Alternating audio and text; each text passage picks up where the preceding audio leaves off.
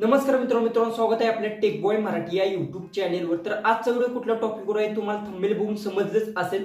आज तुम्ही जर WhatsAppवर फोटोज, व्हिडिओ, ऑडिओ जर रिकव्हर करायचे असेल ते पण तुम्ही न बॅकअप घेतला आजचा किंवा तुम्हाला बॅकअप घेणे विसरला असाल तरी सुद्धा तुम्ही रिकव्हर करू शकणार आहे। कशा पद्धतीतून काय करायचं सगळं काय डिटेल्स मध्ये सांगतो माझ्या मोबाईलच्या स्क्रीनवर।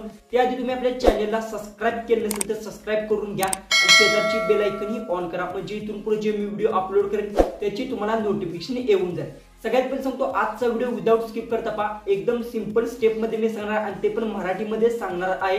त्यासाठी सांगतो विदाउट स्किप करता व्हिडिओ पाहू नका नाही तर तुम्हाला काही सुद्धा समजणार नाही।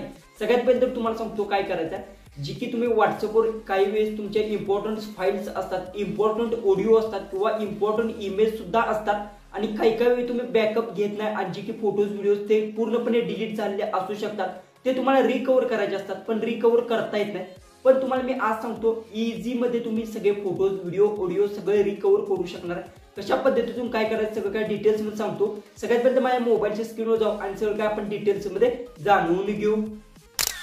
तर आता आपण आले आपल्या मोबाईलच्या होम स्क्रीनवर। सगळ्यात पहिले तर तुम्हाला सांगतो कशा पद्धतीने फोटो तुम्ही रिकव्हर करू शकता, ऑडिओज असो, इमेज, हे तुम्हाला मी सांगणार आहे। सगळ्यात पहिले तर तुम्हाला काय करायचं आहे, मी कशा पद्धतीने स्टेप सांगतो त्या तुम्हाला फॉलो करायच्यात आणि त्यानंतर तुमच्या मोबाईलमध्ये तुम्हाला अप्लाय करायच्या आहेत। ओके, सगळ्यात पहिले तर तुमचं फाईल मॅनेजर, प्रत्येकाच्या मोबाईलमध्ये फाईल मॅनेजर असतं, नसेल तर प्ले स्टोअरवरून तुम्ही इझिली डाउनलोड करून घेऊ शकता।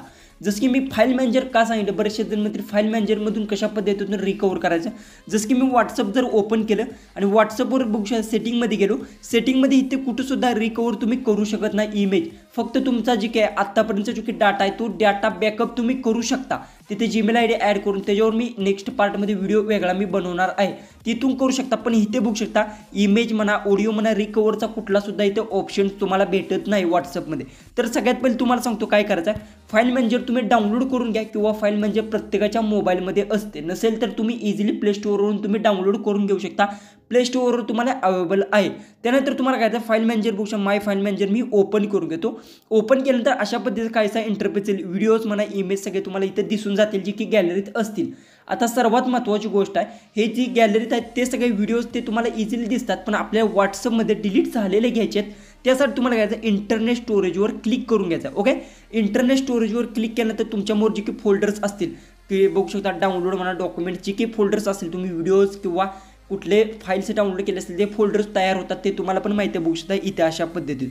तर इथे काय करायचं, सर्च बार तुम्हाला दिसेल तेव्हा क्लिक करायचा आणि इथे तुम्हाला सर्च करून घ्यायचा WhatsApp। जसं की मी आता इथे सर्च करून घेतो WhatsApp। अशा पद्धतीने तुम्हाला WhatsApp सर्च करायचा आणि त्यानंतर खालीकडे गेल्यानंतर तुम्ही बघू शकता इथे तुम्हाला भेटून जाईल, खाली फाईल्स तुम्हाला भेटतात WhatsAppच्या। WhatsApp स्टिकरचं भेटू शकते, WhatsApp व्हिडिओ नोट्स आणि WhatsApp व्हॉइस नोट अशा पद्धतीतून। त्यानंतर इथे बघू शकता WhatsApp इमेजचा सुद्धा तुम्हाला भेटून जातो, WhatsApp इमेज, WhatsApp डॉक्युमेंट्स अशा पद्धतीने तुम्हाला भेटून जाईल।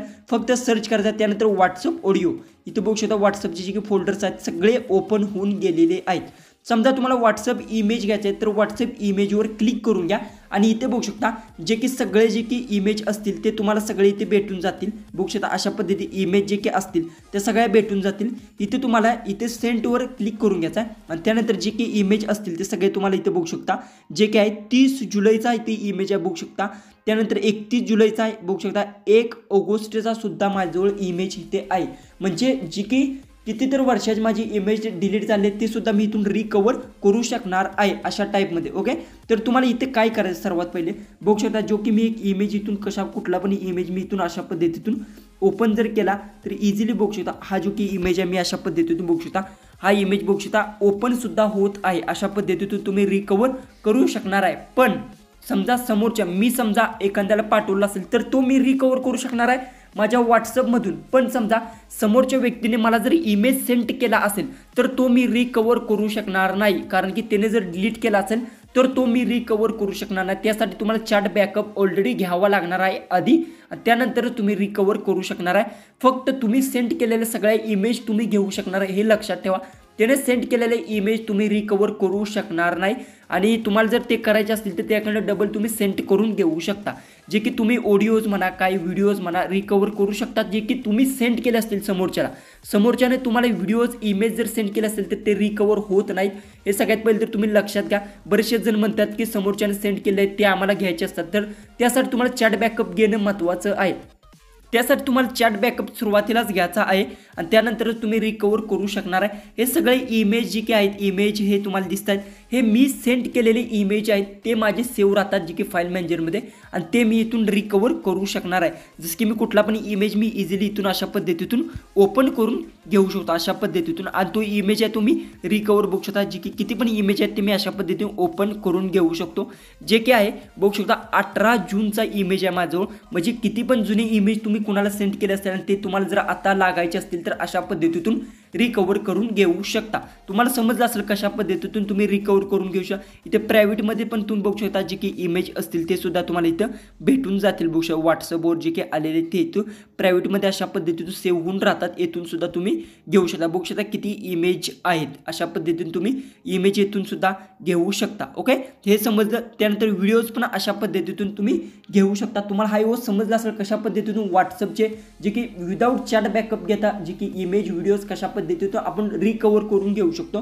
जसं की व्हिडिओज जर घ्यायचे म्हटले तरी सुद्धा तुम्ही इथून जे की व्हिडिओचा ऑप्शन तुम्हाला इथे भेटून जाईल, व्हॉट्सअप व्हिडिओ किंवा व्हॉट्सअप ऑडिओ सुद्धा इथे बघू शकता। व्हॉट्सअप इमेज आहे, इथं व्हॉट्सअप स्टिकर आहे, व्हॉट्सअप व्हिडिओ जे की व्हिडिओज असतील सेंड केले, जे की व्हिडिओज आहेत ते तुम्ही अशा पद्धतीतून रिकवर करून घेऊ शकता। कोणाला सेंड केले असतील तुम्ही तरच घेऊ शकणार आहे। हा यूज तुम्हाला समजला असेल कशा पद्धतीतून आपण जे की व्हॉट्सअपवरील जे की इमेज व्हिडिओ रिकवर करू शकतो।